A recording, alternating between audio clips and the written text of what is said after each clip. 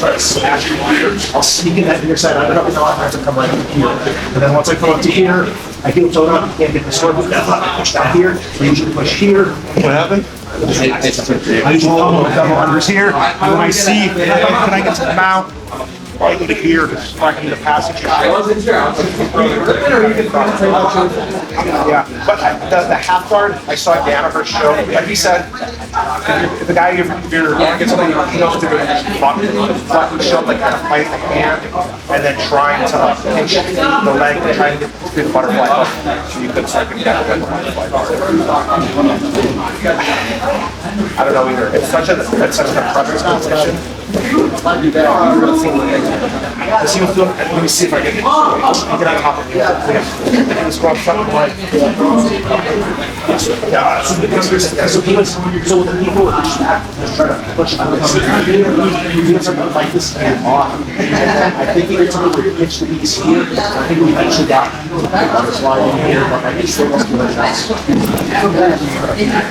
If you get it smart, make it, you just like out. You're strong enough. Yeah.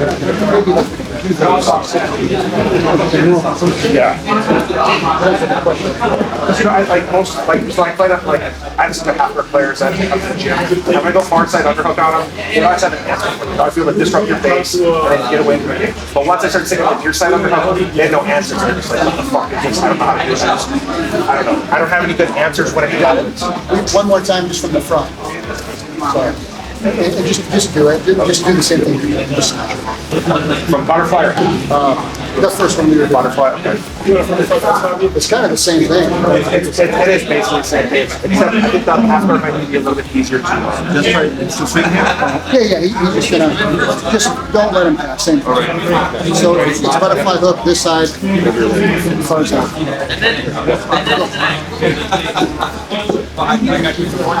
I missed the ball.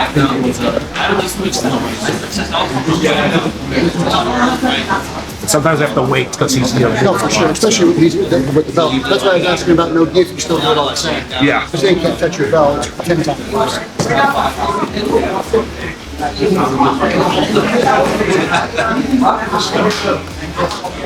When he's moving a lot, another thing I like about it is like if even if it's not working, they're not really getting any offense going on me. And when guys when it suits me, I'm fucked there too. So.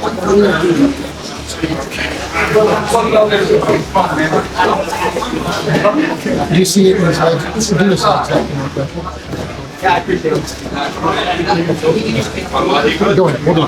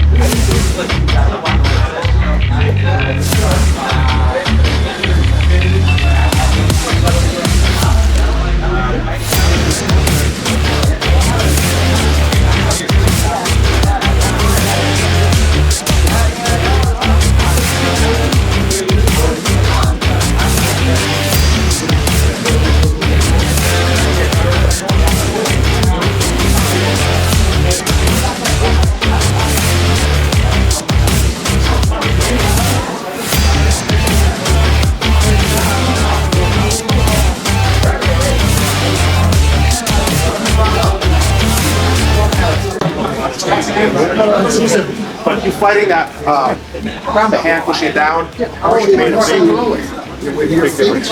relax, foot underneath your feet. It helps me hold your hand, but it's still just a matter of time. Yeah, I feel it's like it's more of it's a delayed. It's an appeal to a death sentence. You're eventually going to die. Yeah, for sure. So, 'cause sooner or later, you're going to get my hand off. Yeah. I just wanted to see, well, that's good, the way you're crossing your feet. If I could get my foot underneath you, but I can't. BJ does this way better than I do. Not now, but back in the day, he was phenomenal. One time, I was watching him roll, and he was in guard, and he would, the guy's head was here, and he would go without touching it. So, you know, like re-pull is up, regardless of how flexible. And I mean, it was hot, like this, and he would just go in front of the face. It's so good. He could put both legs behind his head without touching it, without using his hand. He could just go like this, and then go like this. He could smoke a joint with his legs. Most people, when you push their flexibility to a certain point, they lose all their strength. So like if Mark pushed my foot to my face, I couldn't push it away anymore. But here, I can push it away. But if he pushes my face, BJ probably pick you up still like that. He had crazy strength in his flexors.